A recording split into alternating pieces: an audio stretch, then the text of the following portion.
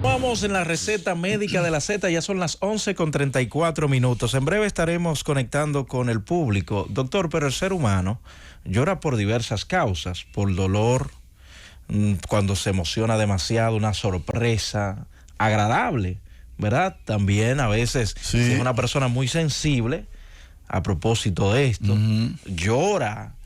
Que llegó su madre, que tenía mucho tiempo que no la veía, un hijo que llega. O sea, las lágrimas vienen por diversas causas también. Pero ahí no hay dolor. Ahí no hay dolor. Lágrima no es sinónimo de dolor, aunque se llora cuando hay dolor. Pero tú puedes llorar. Se llora por dentro.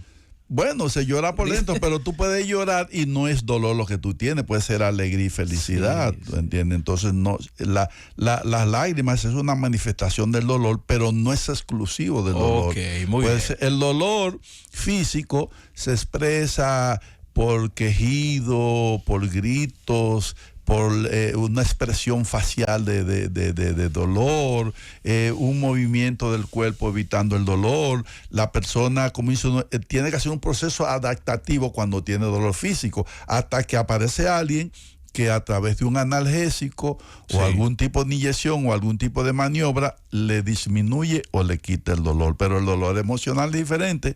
El dolor emocional es algo que nos está doliendo. Óyeme, Roberto, y se han hecho estudios de neurociencia. Sí. Estoy hablando de ciencia, no de psicología, aunque la psicología es ciencia, pero la gente siempre cree que el psicólogo como que está creando teorías. No.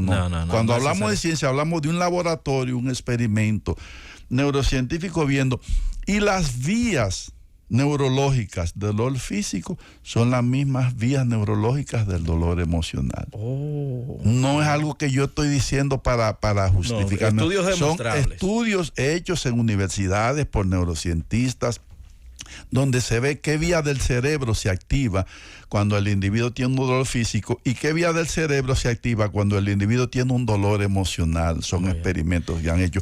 Y se ha visto la intensidad en esas mismas vías neurológicas cuando al individuo se le hace algo que le produce dolor emocional. Por ejemplo, se hizo un experimento en una universidad que era que habían 3 amigos jugando un juego de esos y entonces el juego era interactivo. Entonces el experimento era que en un momento dado uno de los individuos iba a dejar de recibir las caritas, las caritas de felicidad del juego. Entonces se vio que en la medida que ese individuo dejó de recibir los estímulos de los otros 2 jugadores, él se sintió rechazado y se sintió que los demás lo excluían. En ese momento, las vías neurológicas del dolor se activaron de manera intensa. Entonces usted termina de decir que el rechazo puede producir un dolor emocional. Un dolor emocional. Y no solamente el rechazo como tal, sino la interpretación del rechazo. A veces alguien hace algo que no tiene que ver con rechazo, pero si el individuo lo interpreta como rechazo, como que no le agrada, las vías neurológicas se activan como si de verdad fuese rechazado.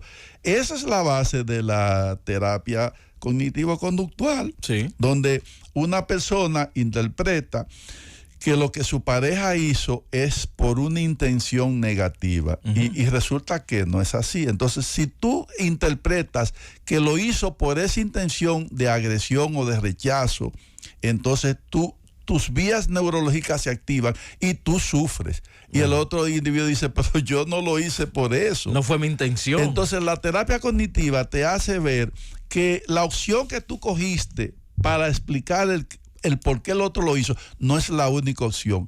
Que hay otras explicaciones que tú podrías pensar por qué el individuo actuó y las otras explicaciones no te producen dolor.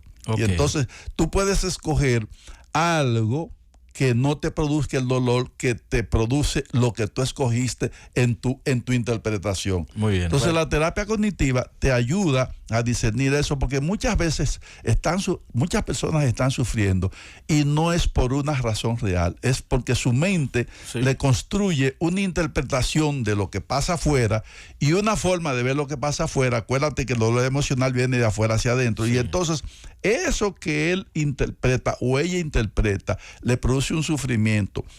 Si ese sufrimiento es de largo tiempo, oye esto, oigan estos amigos oyentes, si ese sufrimiento es de largo tiempo, se convierte en una depresión. Claro. Y si esa depresión persiste, se puede convertir hasta en un suicidio.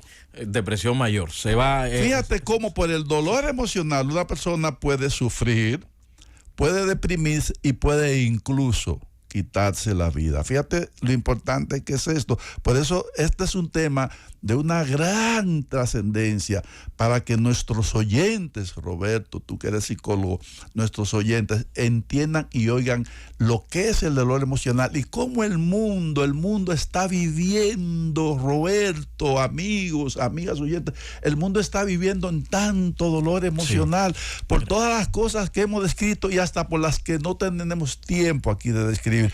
Y ese dolor emocional, si tú aprendes a manejarlo y a gestionarlo, puede disminuir y puede desaparecer y tu vida puede cambiar y la calidad de tu vida puede cambiar nada más de tú aprender a gestionar el dolor emocional. Hay muchas personas que han sido lastimadas desde su niñez, desde su infancia, y ese dolor, como usted bien ha planteado, ha perdurado a lo largo del tiempo. No sé si estoy en lo correcto, pero a veces esas personas manifiestan ese dolor con mucha ira, detonan fácil, porque tratan de sobreproteger sus emociones para que no le produzcan más dolor lastimándolo, doctor. Sí. No sé si es una de las características que puede presentar una persona que en el pasado haya sido herida emocionalmente. Así es, tal como tú dices, personas que en la niñez o en la adolescencia, en su casa o en el colegio, se sintieron rechazados, no queridos, maltratados o abusados por lo que haya sido, eso produjo en ellos una herida emocional. Y esas personas, si tienen un predominio, óyeme, hay un sistema nervioso autónomo que está integrado por el simpático y el parasimpático. Sí. El simpático y el parasimpático son autónomos. Ellos actúan por su cuenta ellos hacen propia, lo que quieren. Porque son los que tienen que ver con la vida misma, son los que tienen que ver con que el corazón y todos los órganos estén funcionando aunque nosotros estemos dormidos o distraídos. Entonces, ese sistema nervioso autónomo, simpático y parasimpático, hay personas que tienen un predominio simpático. Y las personas que tienen un predominio simpático escogen defenderse siendo agresivos. Sí. Para ello, agredir o terminar o eliminar la razón de su dolor. Los que tienen un predominio del parasimpático, lo que eligen es ser evasivos, es retirarse de esa situación que les produce dolor. Fíjate, no es lo mismo tener un predominio parasimpático y del simpático. Eso nos da un tipo de personalidad A y B de cómo manejamos el estrés. Eso es importante cuando hablamos del estrés ejecutivo. Pero oigan lo siguiente, amigos y amigas oyentes. Hoy día hay un científico que habló de la teoría polivagal. Entonces se creía que la respuesta del vago, de evitación y de frisarnos frente a una... Hay un vago que tiene que ver con un vago mielinizado y no mielinizado. Entonces, fíjate, por eso se habla hoy de teoría polivagal. ¿Qué quiere decir? Que si a ti te pasa algo y tú tienes una estrategia de evitar eso en el momento, porque tú no tienes fuerzas, ni recursos físicos, ni mentales, ni sociales para enfrentar eso, esa es una buena estrategia.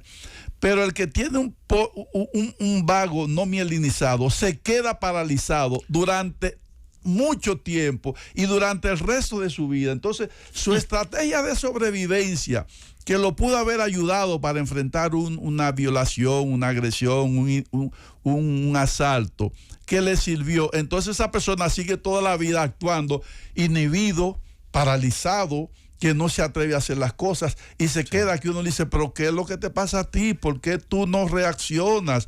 ¿Por qué cuando alguien te hace algo tú no eres capaz de decirle no lo hagas, no me maltrates? ¿Por qué tú no te vas de ahí?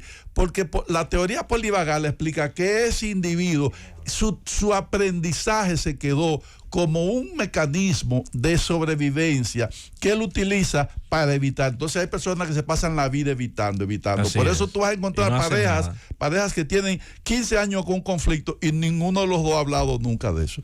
Así. Pero los dos sufren, le ha afectado su intimidad, su actividad social, su vida sexual, sus relaciones como padres de sus hijos. En hasta todo el su sentido. actividad económica se ha afectado, pero ellos no son capaces de decir, De sentarse. vámonos a sentar tú y yo para que hablemos de esto. Entonces su estrategia es evitación. Entonces ellos viven evitando, y hay personas, los que tienen un predominio del simpático, que por todo agreden. Cualquier cosa que tú le dices, tú no has terminado y ya ellos te están agrediendo. Además, hay personas que son impulsivos y hasta te dan un golpe, y si no te dan un golpe te dicen una palabra que te corta, que hiere más y que tú el dices, golpe. pero tú no has yo no he terminado de decirte lo que te voy a decir. No, porque yo te conozco a ti, porque tú eres un esto y un Están aquello. prejuiciados. Y dice, pero lo que yo te voy a decir es algo bonito.